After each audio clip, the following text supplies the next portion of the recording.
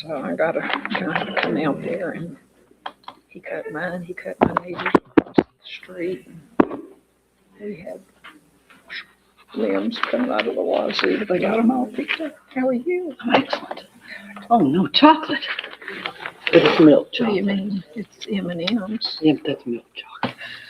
You chocolate snob? You chocolate snob? Uh-huh. Big time. If it was here, I'd let you have it.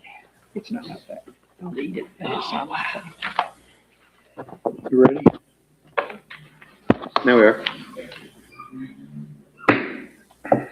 Call to order this regular meeting of the Navasota Planning and Zoning Commission for January 8th, 2026, at 6 p.m.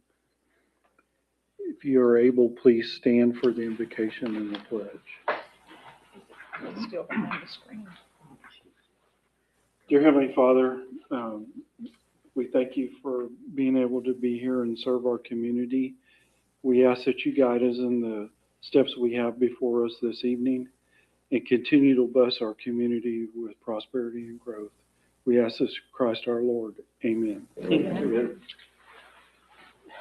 We gotta remember to drag it out on the screen. Sorry about that. We can do that right To the now. flag of the United States of America, and to the republic for which it stands, one nation, under God, indivisible, with liberty and justice for all. You remind me to do that instead of yakking when we get here. Do we have any registered visitors?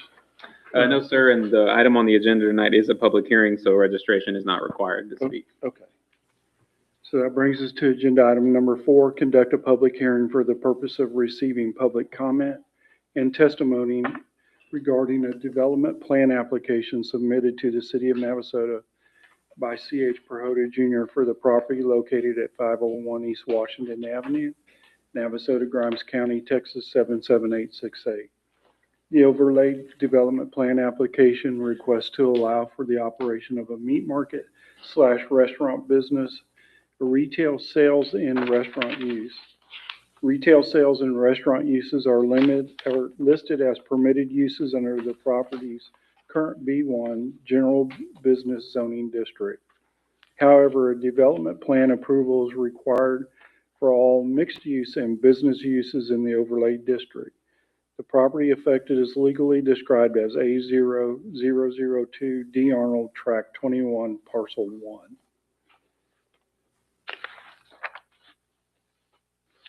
And we will open the public hearing at 6:02.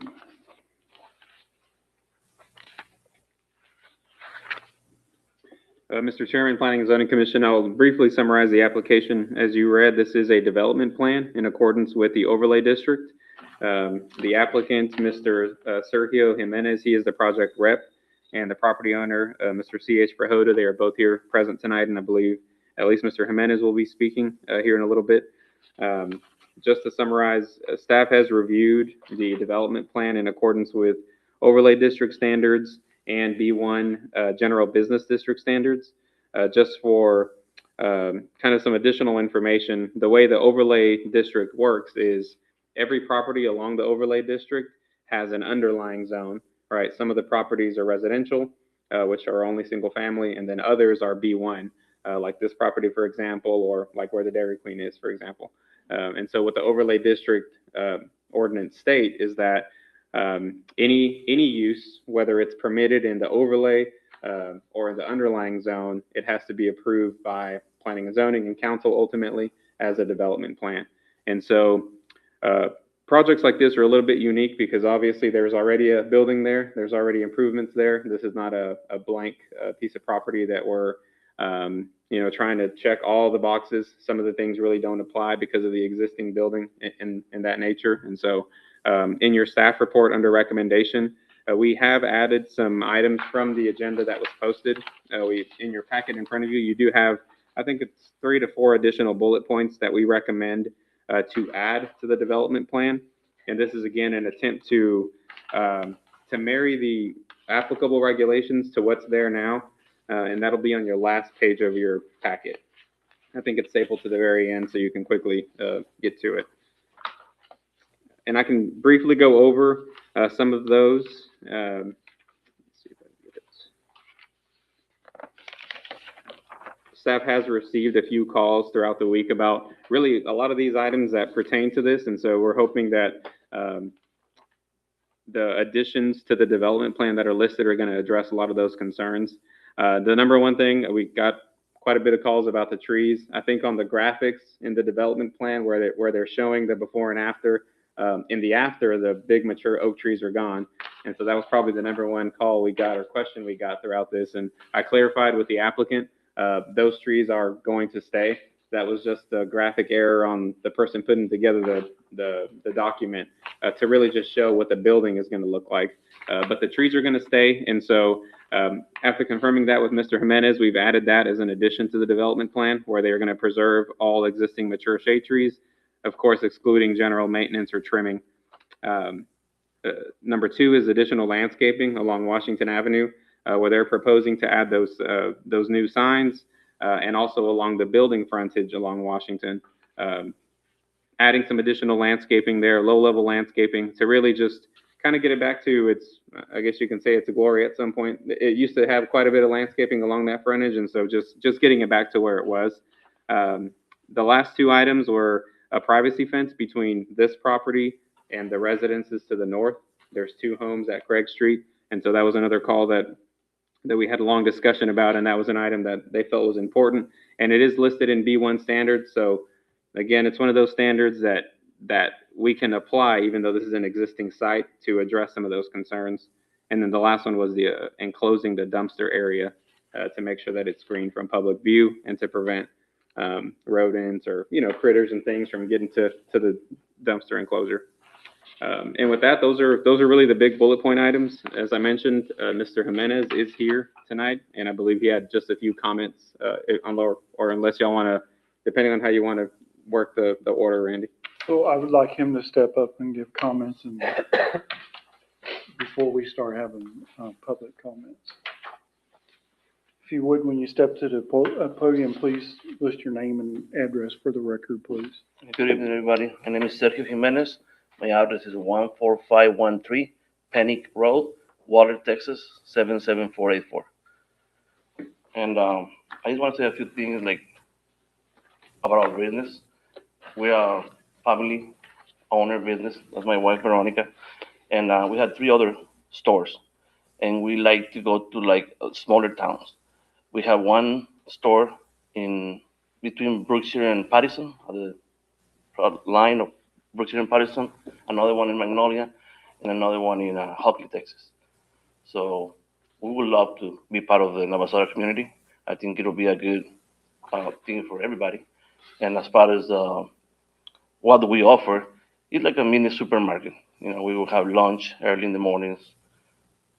Breakfast, lunch, and we have groceries, produce, the meat market department, fresh bakery, and all those things I think is good for the community. And as far as fixing all these items on the list, we'll be willing to work with it, no problem. Others will be done. And if there's any other comments or requests for us to make it happen or to make it better for everybody, I'll be willing to work with it.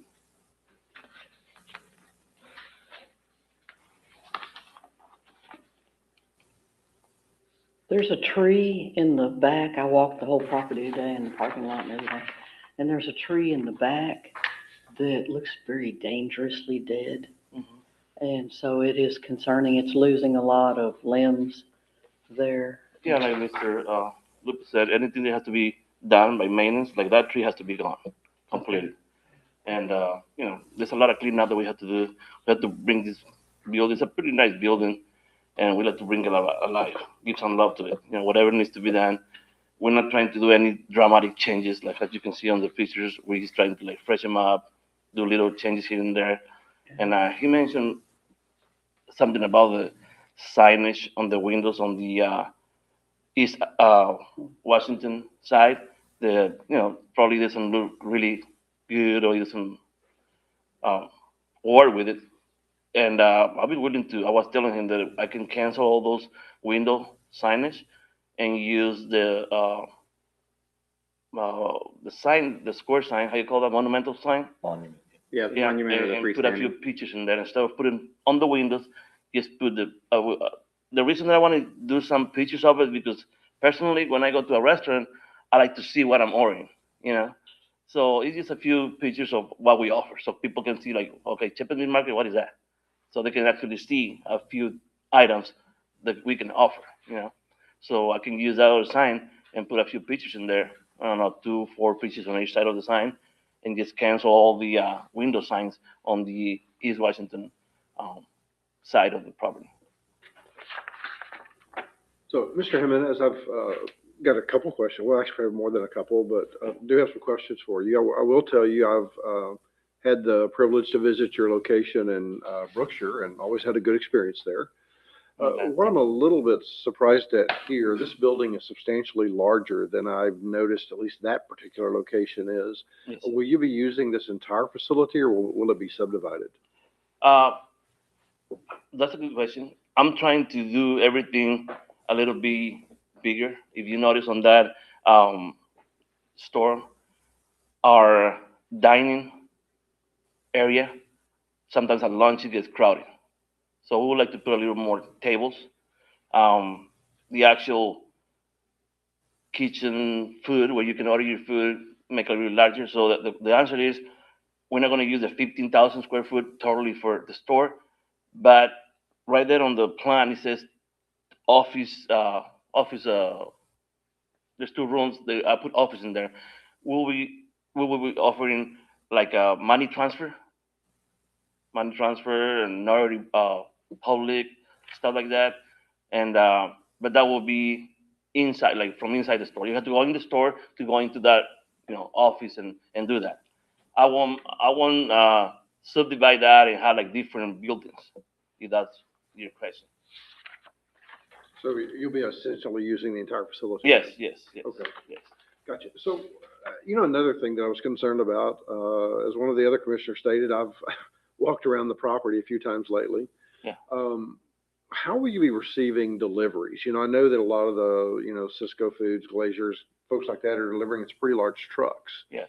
I think it was Craig Street, it's pretty small. Mhm. Entrances into those parking lots are small. So, who's your, I guess, primary vendors, or how are your supplies delivered? Well, the biggest delivery trucks that I have is the uh, beer, like 18 wheeler dropping off the beer or what else? Coke, Okay. all the beverage. That's mainly the biggest trucks I have. The rest of the stuff, the meat providers, all that, they're big trucks, but they're not 18 wheelers. They're regular uh, tow trucks or whatever. Those trucks, I already talked to them. They can make it on the back of the building. I forgot the name of that street. On the back of that building, there's an entrance for like a parking lot there. Right. They like divided from the front parking lot, and they already looked at it, and they have enough space to get in, and then turn around or make it. They'll make it work So on that that is- parking lot. That entrance is very narrow. Is your plan to expand that entrance? So far, I haven't because they told me they can make it work the way it is. But if they told me that I need to, then that's something that I have to talk to Mr. Lupe and I can submit an application to do that. I don't know if that's something really hard to do or you just submit the application and get approved for it. If I need to, I will. But so far, the 2 people that I bring them to show them where was the location at, and I asked them the same question, like, can you deliver here? They're like, yeah, we can just get in and get out from here. That's what they say. I guess they're good drivers. I couldn't do it, but they say they can. I live on Craig Street. Yes, ma'am. I have post houses there, long house. And it was, Come up here. uh, Can you come up here so we can? Yeah, we hear? cannot hear you up here. Yeah. I've already talked to him, and I know he can't hear me, so please. Yeah, that is an additional item, and I believe she was going to kind of elaborate a little bit further, but I can summarize definitely our conversation is she had concerns about currently today Craig Street is a fairly short street. It's dead end. There's 2 residences behind this business, and so obviously she's accustomed to having very little traffic there. One of the things that, just as a solution, as we had a long conversation about traffic flows and what can be done, a suggestion was brought up about, similar to how we did for the Burger King project, right? When you're leaving, having a small sign or something that says no right-hand turn or no outlet or dead end. So, your locals, your local traffic, they're going to know the ways to get in and out of town. But your customers, if they see a no outlet or a no right hand out of that back entryway, that'll probably alleviate 80-90% of it, depending on if they're actually reading the signs. But that was a concern of hers, and so traffic circulation is something to discuss, because I think for the general flow of circulation of the site, it would probably be beneficial to have an access point from both Washington and the side street. And right now there's like a raised curb that kind of puts those at an island. It's not ideal because you're going to end up with more traffic potentially on Craig Street.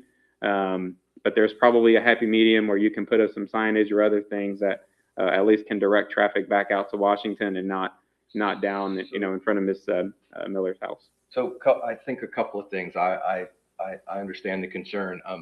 Currently, they are segregated parking spaces. You cannot drive between the 40 spaces on the east side of the building and the 10 or 12 spaces that are beside her property. Mhm. So if your deliveries are coming in and out of there, it might be possible to, depending on how many parking spaces you think you need. If 40 parking space, I think those spaces are striped pretty darn wide too. You might be able to restripe that, with current car standards or whatever, and gain a couple of spaces in the bigger lot on the east side. But it might be possible to segregate it such that, the people who are coming to shop and eat are using the big lot, and the other space is dedicated for your delivery, And employees. and employees, right? And then they don't have an in and out, right? That's a sort of, people come and work their shift and then they leave. The delivery, they're coming at one time of the day. Their trucks aren't coming every day. And that would keep traffic off of Craig Street pretty much entirely. Yeah, And it would all be coming in and out of the Washington Street Exactly. side. So And those big trucks come once a week. They're not delivering every day or every other day. Those big trucks will be only once a week. They come once a week, they deliver a big order, and that's it. But if they turn into Craig Street, how do they get out? Right. Because there's no way to get an 18-wheeler. Well, he's saying the box trucks are gonna be able to get in and out. Yeah, But he's got 18-wheeler. it's his beverage truck that's the one Right. that's the question. I can speak from experience because my office used to be across the street from the medical center. And the parking lot behind the building was reserved for employees and doctor parkings and things like that. And they would take deliveries back there. The box panel trucks that you're talking about, Yeah, the those- fruit and meat comes in, the smaller ones, they come in, they come out. If there was an 18-wheeler, they would park right up front, unload, and then come back out. So they would use the big parking lot up front, and then the smaller stuff would go out back. And no one ever complained about that. Mhm. So. What about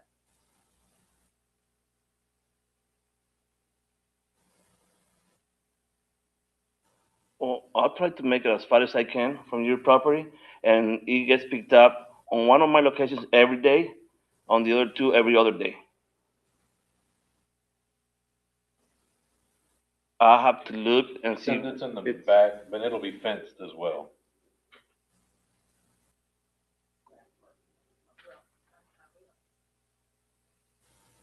I just wondered, it's going to be obligations. Yes, ma'am. Yes. But to go back to the 18, so you said they're gonna pull in the front parking lot, Yeah, they would come in this way and then come back out that way. but an 18-wheeler's not gonna fit under there. They would come into here and then come out there. Even I only if have one there's eye, only have one eye this I know, I got you. Giving you the benefit of the doubt. I just, I mean, But I think what we've seen in other downtown businesses is they actually, some of them even end up parking like in downtown areas. They'll actually park in the center turn lane, or if the roadway is wide enough, they'll actually just pull up on the side of the curb. I know that's not ideal, but not ideal for that road. yeah, that just tends to happen when you start getting into these tighter urban spaces, and there's really not an area for 18-wheelers to come in and out of.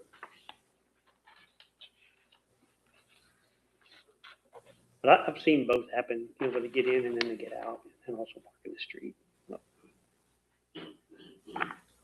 the island, but there is, and it's a single lane, but it's really two Double. car widths though, Mhm. right? Correct. Yeah.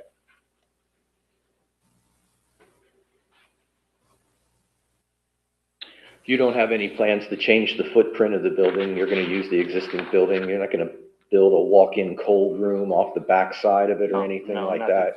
The biggest thing is on the East Washington Avenue side, there's like a glass wall, a window wall. The whole wall is windows. Yeah. I'm just gonna close that out and leave some windows. Not totally close it, but instead of being, that wall 100% glass, I might just put some stucco to match the rest of the building and stone, and leave a couple of windows there.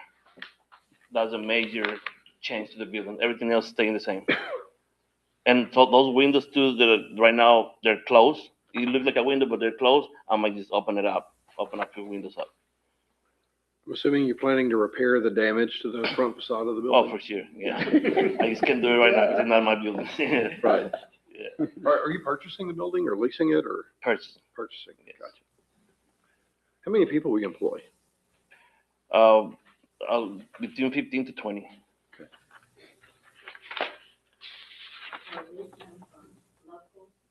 Yes, ma'am. I mean, once we start hiring, we're gonna put a sign and we'll be taking applications. What's your estimated timeline?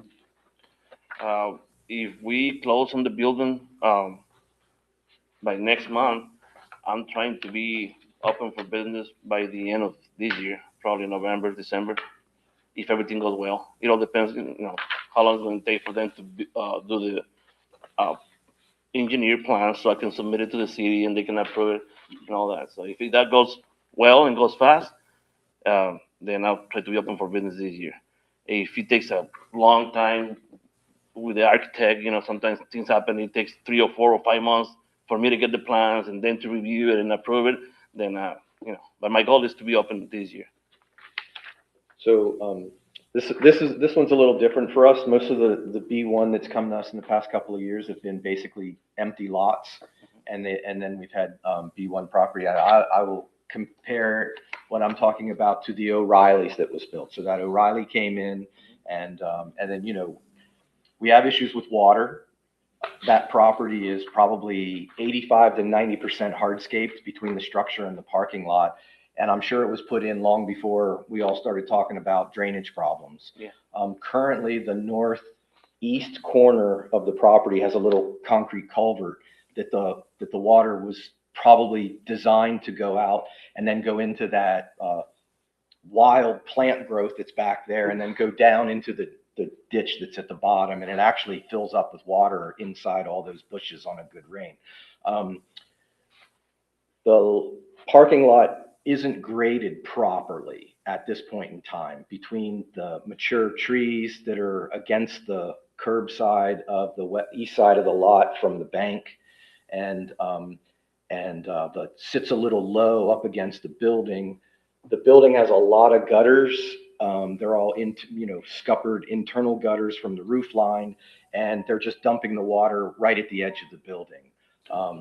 So I don't know what your plans are on the parking lot. Normally, if we had a bare lot and you were going to do that much, the engineer would say we have to build a detention pond. We're going to make some 6-inch little swale, save the water, stop it, slow it down, and then let it go to the ditch or the gutter or the culvert, whatever. I mean, we're inside a city proper here. There's no stormwater drain anywhere close to that property. I have not particularly looked at that property on a good rainstorm. Well, I wonder if Dr. It's one I Prabhu haven't could gone answer to. that. That's So, what I'm thinking, yeah, Dr. Prabhu so, can answer those questions. Sure. So I'm thinking about how can we make improvements on that without you spending an arm and a leg tearing up an entire concrete parking lot and redoing it from ground. I have some ideas, but yeah, I'd love to hear, if there were problems and stuff. Sure, you can step up. Been experiencing whatever's been there for years. So my name is C.H. Prahota. I'm a semi-retired doctor. I came to Navasota in 1983. This clinic was actually started about in the 1940s by Dr. Leonard Coleman's dad, Dr. Solomon Coleman. It's had multiple doctors there.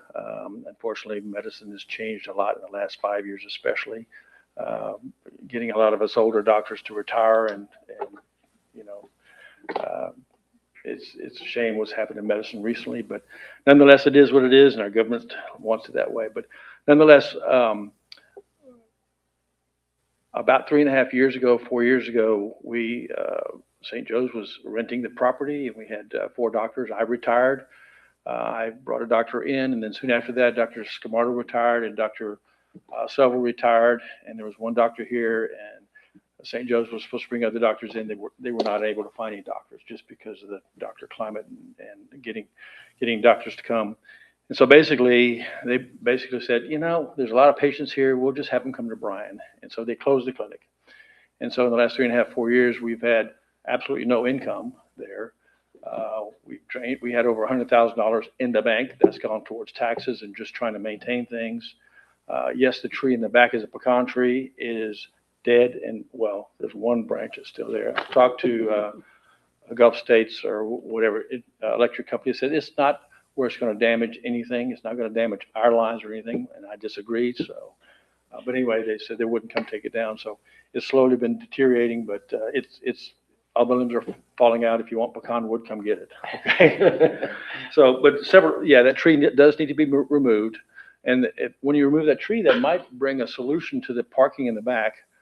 Yes, like Dr. Wallace said, we had a lot of medical trucks that would come through and bring medical supplies. And actually, the porta-shade that's over the front of the building didn't used to be there. And when we had it renovated 8 or 10 years ago, we made it higher so the delivery trucks could come through. And so that really helped out a lot. And yes, just like Dr. Wallace said, all the doctors pretty much parked in the back. That's where we had deliveries and things. That's where our dumpster was.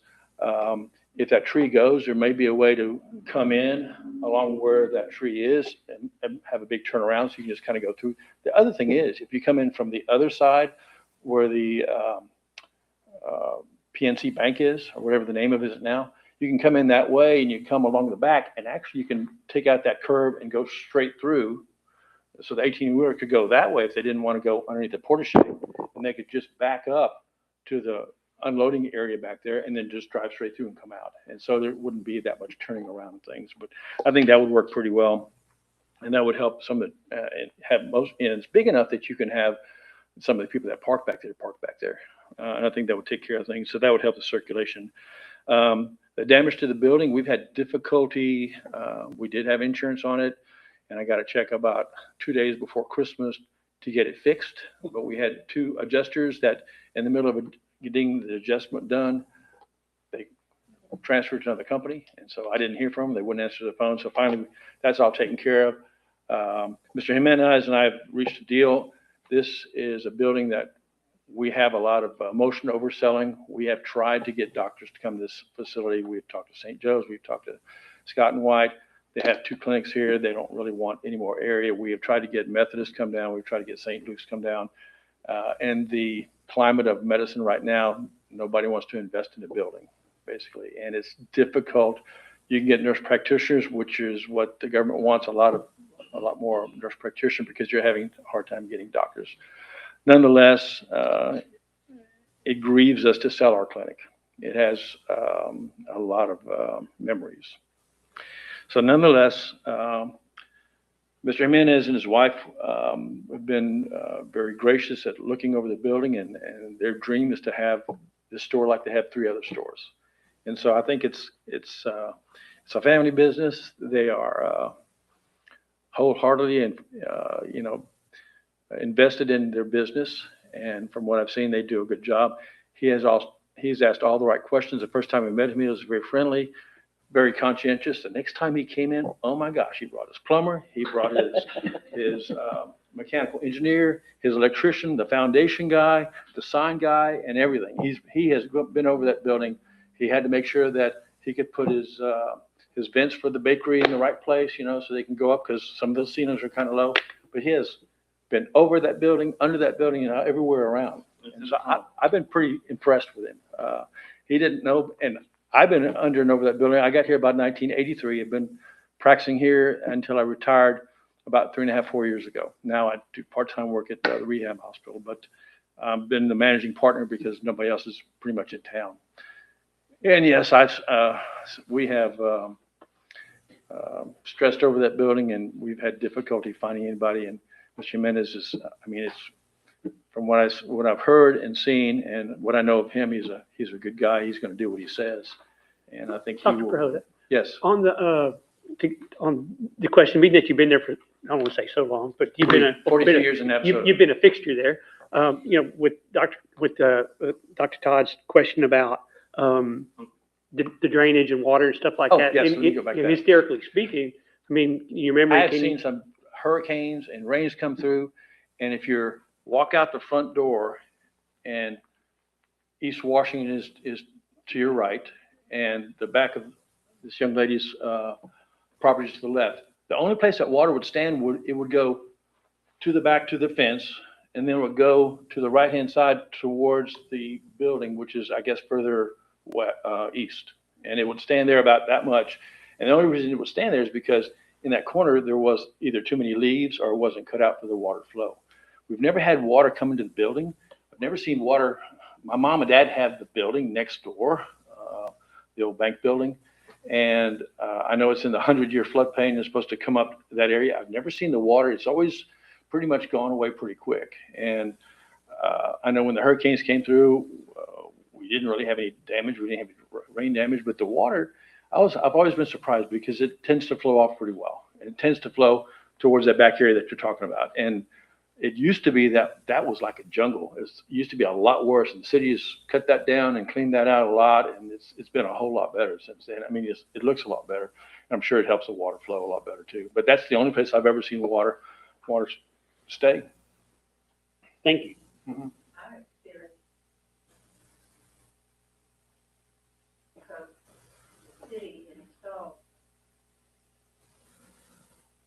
Right.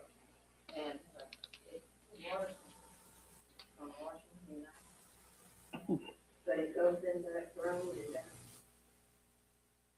Out and about. so it's never been for water. I understand that you.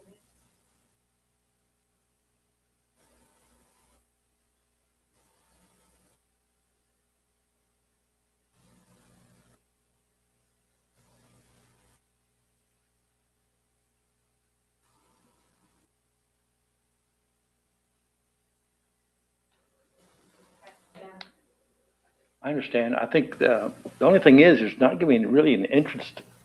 People, when they park, they like to park close to the front door. Mhm. I know I do, especially since I've gotten a little older and don't walk as well.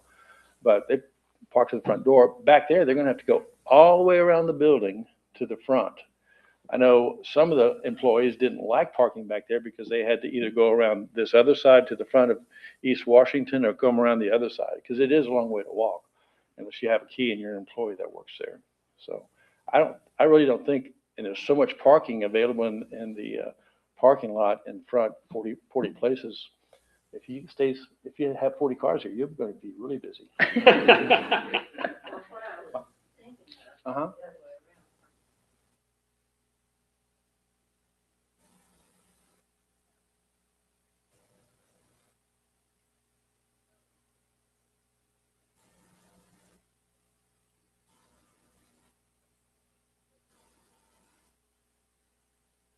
That wasn't my intention. That was only for the trucks. That was not for the customers. Continue where the customers would come in and come off, go underneath the porta-shea. They may have someone to help them load their products. I don't know. Mhm. And then take a right when you get back on East Washington. So nobody's going to park in the temporary gate. You could put a chain across it and just Sure. drop the chain when Yeah. the trucks come and leave the chain up during the day so cars couldn't get through it, and then they Or wouldn't be able to. signs. Yeah, Deliveries only. yeah. Yeah. So with the porta-shea, and I apologize for putting you on the spot, but do you know roughly what the interior height of that structure is? I know that when Dr. Selva, one of my partners, designed it, he wanted to make sure, because we had some trucks that would come through that we wanted to make sure they had. I don't remember exactly what the height I is. think the arch is roughly 18 feet. Okay, And then, but the ceiling has to be around 20-something, 25. right. But I'm the trying to bottom think about the part height of a commercial vehicle if it had to pass under it, Yeah, so. because when I was measuring to do the sign measurements, I think it's like 18 feet from the concrete to the bottom part of the arch. Gotcha. I think most overpasses are less than 16. That's right. So It's tall. I think a lot of the concern I've heard is, for myself as well, is, this is our downtown, right? So this is what we, not necessarily care about the most, but we want to keep it Nice. as nice and beautiful and cozy, clean as possible, right? So you come off Highway 6, there's some commercial properties, right? Then you go into the overlay district and you've got historic homes, historic buildings, a few businesses that have been there. And you keep going, and then because of the way it's just structured, the concern is all of a sudden it's like meat market, right? And I'm not discrediting what you're doing, but I'm just saying like that the view of coming into our downtown, I don't think a lot of people agree with it, having a huge sign that says meat market, right? So I don't know the answer to that, but as far as my opinion on it is I think we need to work more on how to maybe tone the signage down, not be this white, red, and green illuminated meat market thing, right? And obviously, I know branding is key. I get it. I love the way you set up the entrance of the building. That looks great. But I think most of the concerns I've got was we don't want it to scream meat market before you get into our downtown. Yeah. So on that big sign, which I think it'll be the biggest lighting coming in, that's what I'm trying to put is the pictures. Instead of saying meat market, that one right there. Instead of use that one for that, we just put a few pictures of like a fajita meat or a plate or something. I don't know if that's gonna be not pretty either, or it'll be better, or. Because it's got to be smaller than that anyways, right? Yeah, that's. Yeah. It's too big. Okay. Yeah, it has to be the size of a sheet of plywood, basically. Yeah. 4x8. The message area. But whatever the size, the requirements are, I was telling him, I use that sign to put a few pictures of whatever we offer, like a piece of sweet bread or whatever, instead of that sign that you see, which is the mid market. I know that will help because it'll change the colors to it, and it won't have like that white, whatever you're seeing right now, it'll change to pictures of whatever we offer, a plate or a piece of meat or a piece of sweet bread or something. Hopefully that'll help. Or are you gonna use the existing sign, the monument sign that, always said medical center on it? It's there. That's how I'm trying to make Right. that right now. Okay. And then a question that I had, if your hours of operation are from 6 AM to 9 PM, can you talk a little bit about lighting? That's gonna be, cause that'll be dark on both ends of that, of those hours. Can you talk a little bit about how much lighting you're gonna be? To be honest with you, I haven't been there when it's dark, so I don't know where it needs to be lighting. But I will add some lighting to the parking lot. But also, you don't want to make it so bright that people will complain about, like, hey, you're driving and it's just hitting your eyes because how bright it is. Right. That's something that I will work. But as far as you can answer right now, I'm gonna put 3 poles and you have this 1800 watt light. I mean, I cannot tell you that until I see what I need and then get it approved.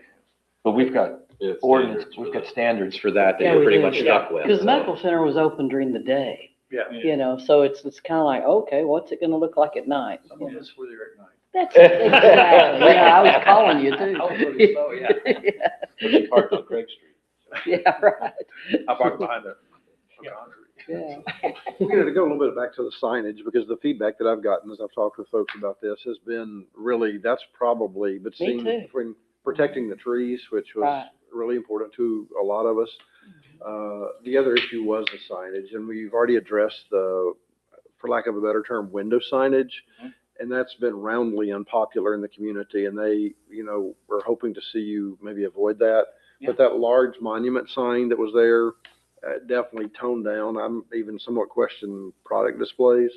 But even where that's at right there on the, I don't know what you call that concrete sign there, but, having that lighted in the multicolors and things like that, because this is the historic overlay district, that's kind of out of character for that area. Okay, so what would you guys recommend? Because the band has a sign that is light up with their logo. I mean, Dairy Queen has their sign that it has light up with their logo. So what should I do there? Excuse me, Loopy, how many signs can a business have in their front? If we have a monument sign, can you put two? I mean, what's in the ordinance? So the ordinance limits you to one sign per sign category. So you couldn't have, for example, two monument signs or two freestanding signs. You're limited to one sign category per business location. How would we classify this sign? And that's the million-dollar question, is how would you classify this versus the other? The way that the ordinance reads, this one is for sure a monument sign because it is flat on the ground and it's anchored, versus the other location where he's, describing some potential product there to be displayed. That probably falls more on the freestanding sign. And so the ordinance doesn't limit you one or the other. You could have, for example, a business could have a wall-mounted sign. If you're on the highway, you're probably going to have a freeway pole sign and maybe even a low-level monument sign for drive-through traffic, right? So it's not the total signs, it's signs per category. And I mean, I think Mr. Jimenez, I think he's willing to make accommodations, and for sure, all of the signs will have to meet the square footage requirements. And some of these are a little bit not to scale on the pictures and a little bit too big. But even the monument sign, the ordinance regulates message area. And so what you do is you measure the letters of how tall they are and how wide they are. And that is actually what you're limited to 32 square feet. So even that is probably likely a little bit too big. So you can have a giant piece of concrete with as long as you got 32 square feet of lettering.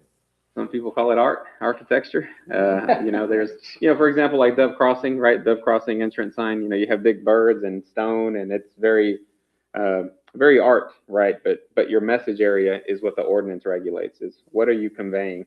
And it can't, the letters can't be that big, that's for sure. And the bank is a pole sign, but that's just grandfathered in, right? Because you can't put pole signs. Yeah, there is a few signs that are grandfathered, at least in terms of height. Square footage, that depends, but any new signs really in the overlay district, you're going to be limited to.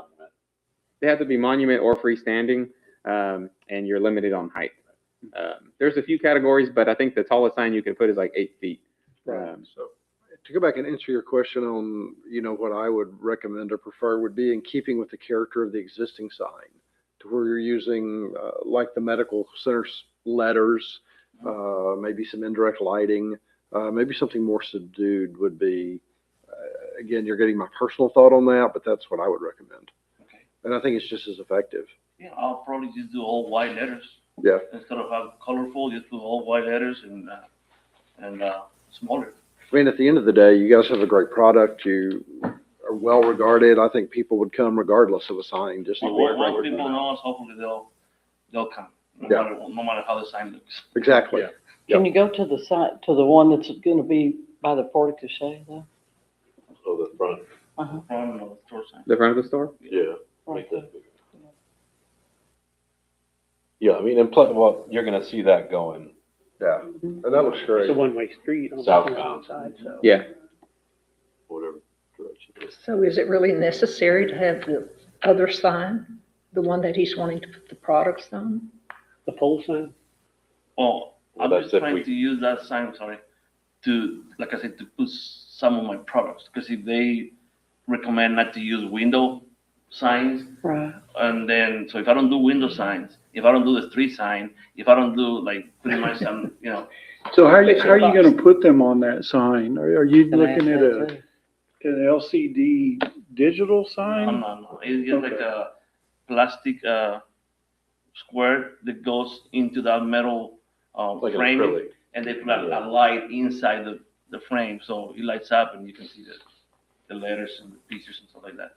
But it won't be something like a screen that is changed, Okay. nothing like that.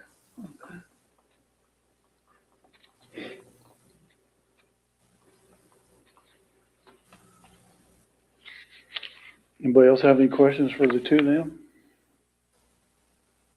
Well, I go back a little bit to the lighting, just to be cognizant of the neighbors. I know on one side of you would be the bank, and then, towards the back would be, the families that live on Craig Street and stuff. And, even protecting the parking lot, for those dark times of the day, I think we need to be respectful of the lighting, Oh, yeah, as far as for our sure. neighbors. I'll try to, illuminate the parking lot for the customers. say. Downlighting, maybe. But yeah. also, like I say, respect the neighbors and Right. don't put a big lamp towards their house and Yeah. I mean, I want that. Okay. Just out of curiosity, because I like to ask the question, in the other communities you operate in, how do you give back and support those communities? We help the police, department, like the one in Brookshire, we help the Royal ISD. We give back. Could you step up if you don't mind? Sorry, just so they can hear you.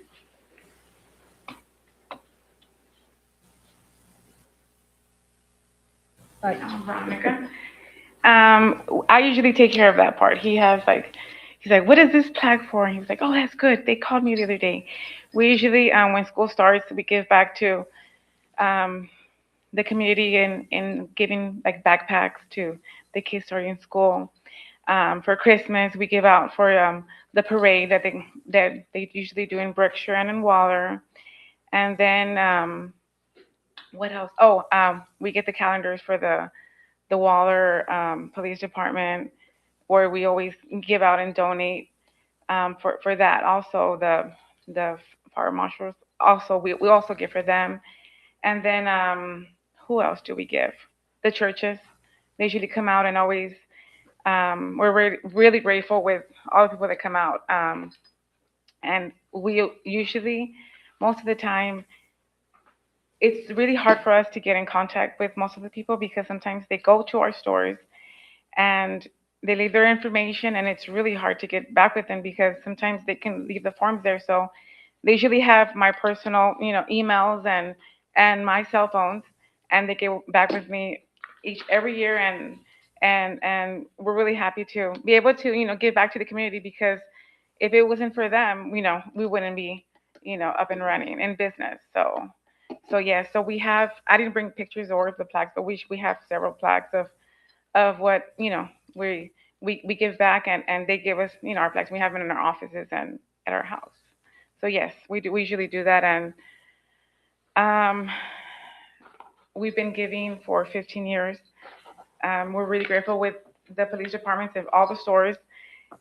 They're like, no, don't do it, don't do it, but we usually like to give them food, and they're like, no, we're like, just pay for your drink, but we're grateful because if we have any kind of things going on, like we've had, sometimes there's accidents like on the road, like any kind of little accidents that happen on the road, or it can be anywhere. They automatically come or just take care of the area at night, or if the alarm goes off, they're always like, they're there for us. So yes.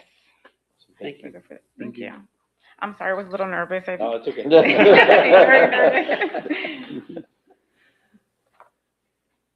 Do you have tortas? Yes. So I know we've dominated a lot of the conversation, but there's a lot of folks here. Is there Yes. anyone else have anything to say? So, any of the public want to come up and address concerns or anything? I agree with you there.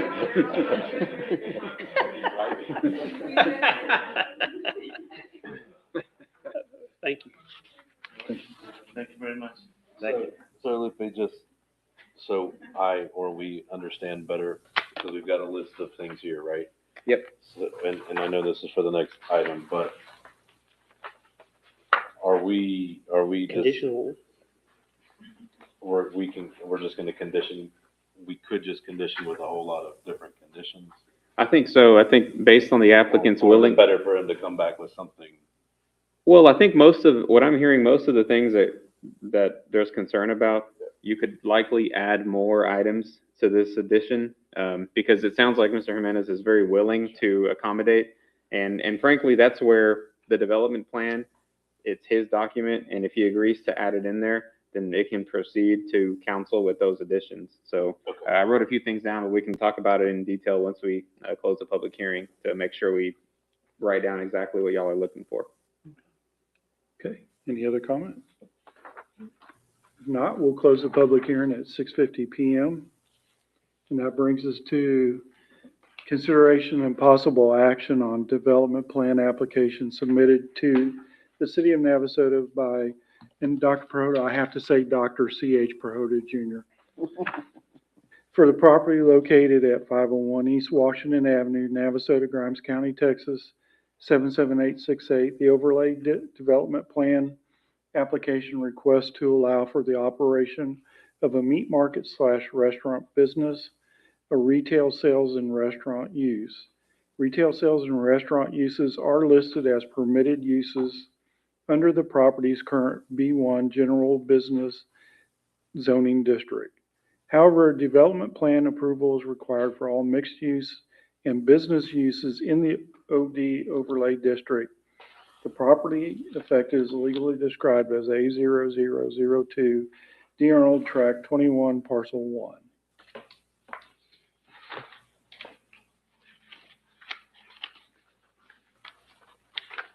So in addition to the staff recommendations we have listed here, the 5, I see at least 2 to add.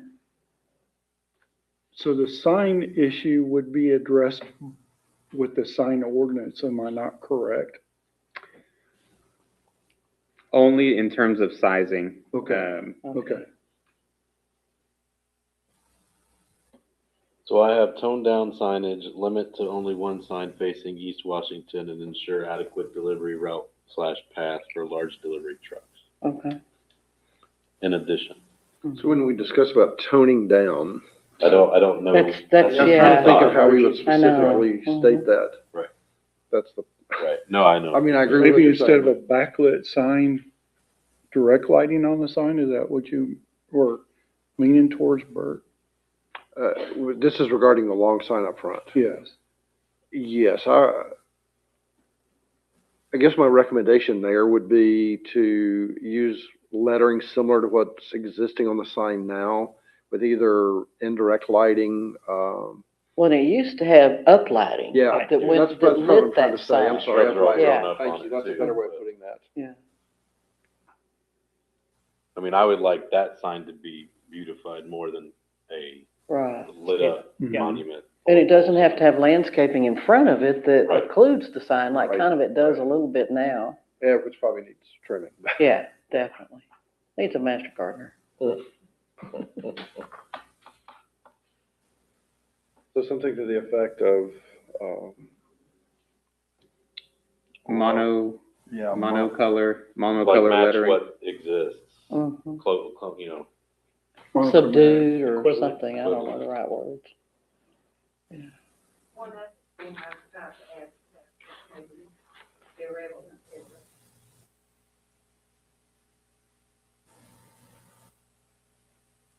Young people come to Navasota now.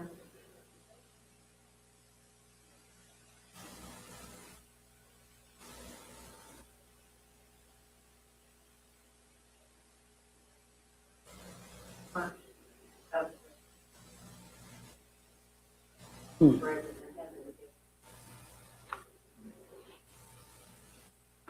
I thought there was sidewalk there, cause I walked it There's today. sidewalk there. Yeah, there is sidewalk. Yeah. Mhm. well, there's mine, I'm wishing there. Yeah, yeah, there is sidewalk. so we're gonna look at toning down the signage on that long sign and discontinue the plan to use the window signage. I believe what Mr. Jimenez said is he would eliminate all window signage along Washington Avenue.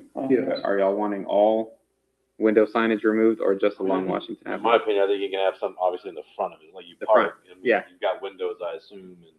Yeah. That's Yeah. your Washington space, in Avenue. my opinion, like, Okay. sure. Okay. Yeah, like I said, no, it's okay. Just like I said, our vision is like We want it to match as closely as all the drive-in, right? Mhm. Okay, eliminate window signage along, Washington Avenue. Yes. Mhm.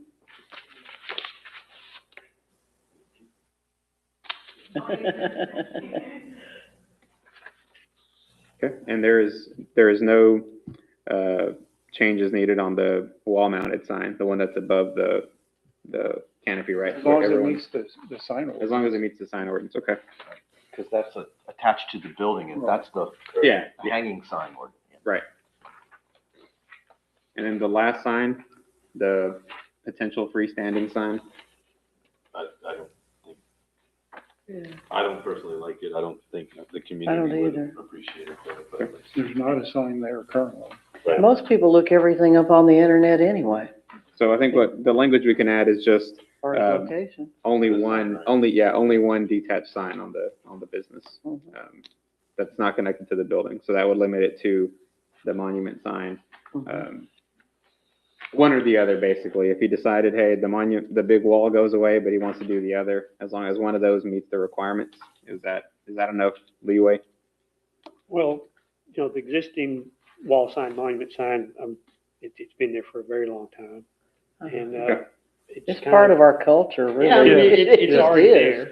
there, and so adding Yeah. something new, I would be more inclined to say, just keep the existing one. Keep what's there, that's, Yeah. okay.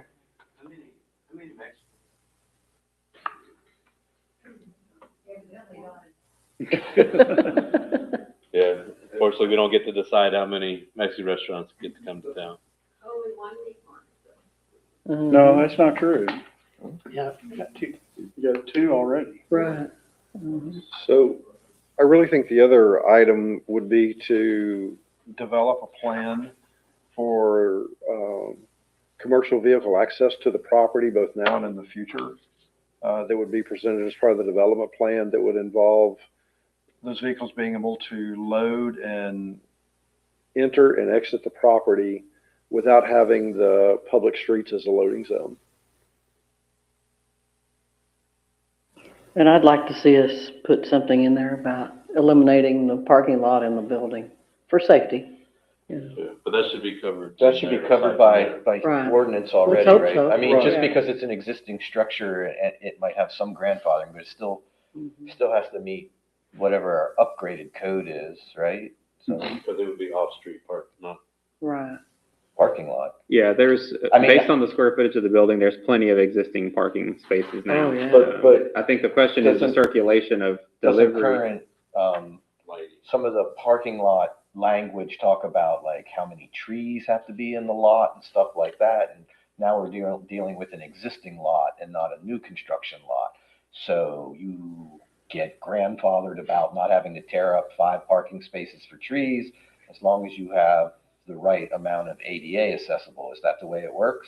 Yeah, it will have to be reviewed for ADA accessibility, so there's probably gonna be some changes to some of the sidewalks. But don't we have current, like if you make a parking lot A, there's so many spaces per occupant, right? Yes. And then there has to be a certain amount of landscaping that goes with that parking lot too. I think we talked about that, at length whenever Wildflowers was coming and they were doing Yes, we did. the barn there. That's right. And Yeah. I don't exactly recall what we They weren't did, putting a parking lot in. but they were trying to have existing, the landscaping and things like that, and try to have a happy medium. Yeah. I think they did really well with that. Yeah. But again, my question is, they're gonna be required to put lights in the parking lot. Correct, yes. Okay. Yes. Okay, 'cause By I just existing want to be sure they ordinance. are. Yeah. And even, somewhat on the exterior of the building, maybe. I think there was some on the corners. Okay, okay. And if if the changes get to a point where they're significant, we would bring it back for a site plan. If there's a significant amount of things that are not affecting the building, we get into the parking and now we're rearranging things. If it's significant, we will bring it back as a site plan, just as a, because it's an existing building, there's some discretion on some things. But we would bring it back at that point. But if it's minor things, then it would just be handled through just regular permitting process. Well, and they did have handicap parking spaces there. Yeah. And it used to be a doctor's office, so they're pretty much ADA to get into the building. So they're probably pretty compliant in some of those areas already. And Bert, just to clarify, on the circulation, the goal is to allow deliveries and employees to be able to potentially utilize and access from Craig Street or Washington Avenue. Was that your intention of that item? Yeah, really, my goal is that the commercial vehicles now and in the future, because again, who knows when you upgrade to a larger truck, Right. can enter and access the property and exit the property safely. And that as they're loading and unloading, they're doing so from the property and not on public streets. Okay. And there appears to be space to do that. And so that, yes, ma'am. Right. And while I'm not really suggesting a specific answer, I think that's something you guys need to come up with in your development plan. I just think that needs to be thought about, and before city council has to look at this and figure it out. It'd be good for you to have a plan for them to be able to look at.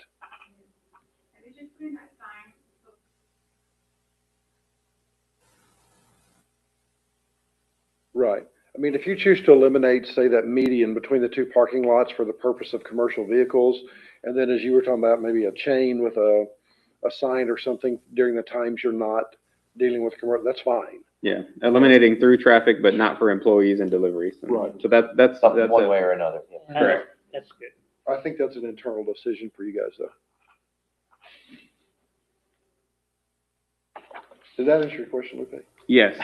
And so with your last comment, you're leaving that up to their discretion, or do you want to put it into the recommendation? That only, Well, I'd like it in the recommendation. okay, That they have to develop a plan. Because, and I look around the room and there's some representatives from city council in the room, so they'll know to look for that when they consider this. okay.